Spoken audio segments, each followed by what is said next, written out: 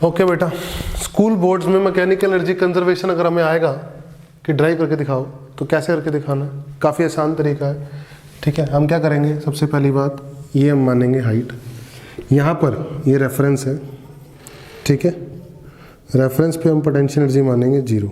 सबसे पहली बात एक ध्यान रखनी है आपको बात। ठीक है, यहाँ पर हम एक बॉल को ड्रॉप कर रहे हैं, बॉल ड्रॉप कर रहे हैं हम, और इनिशियल काइनेटिक एनर्जी क्या है 0, रेस्ट से ड्रॉप कर रहे हैं। कहाँ से ड्रॉप कर रहे हैं, रेस्ट से।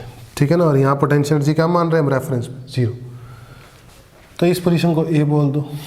ये टोटल हाइट कितनी है मान लो h। ठीक है, और इस पोजीशन को बोल दो B, और रास्ते में कोई एक पोजीशन और ले लो जिसको बोल दो यहाँ से कितना है y, इसको C पोजीशन बोल दो।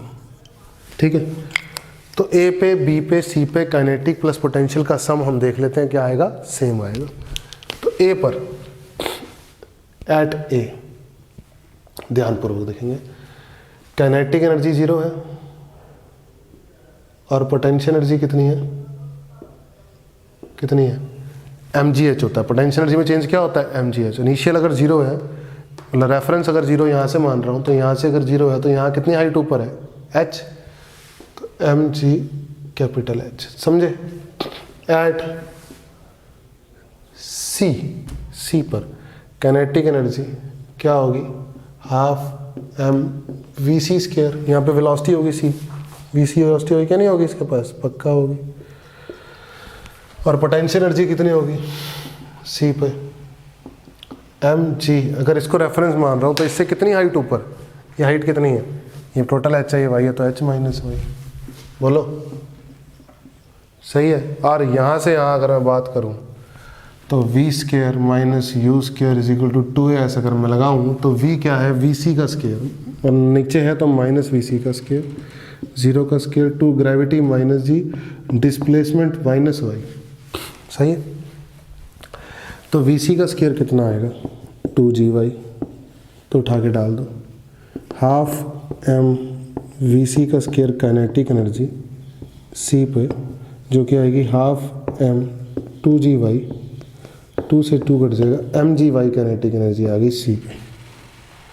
पोटेंशियल एनर्जी c पे है mg h माइनस y, यानी mgh माइनस mgy।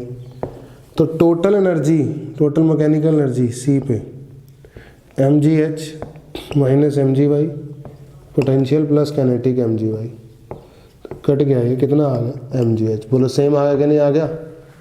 तो total energy, total mechanical energy जो A पर थी वो थी mgh, C पे भी कितनी है mgh, B पे भी देख लेते हैं।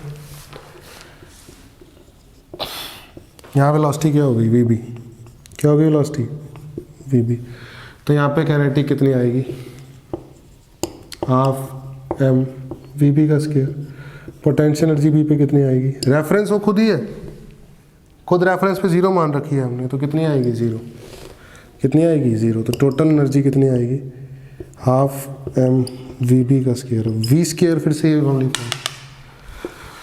तो vb स्क्वायर नीचे की तरफ है तो माइनस vb स्क्वायर, इनिशियल 0 है, 2 ग्रेविटी माइनस g, और डिस्प्लेसमेंट कितनी है माइनस h।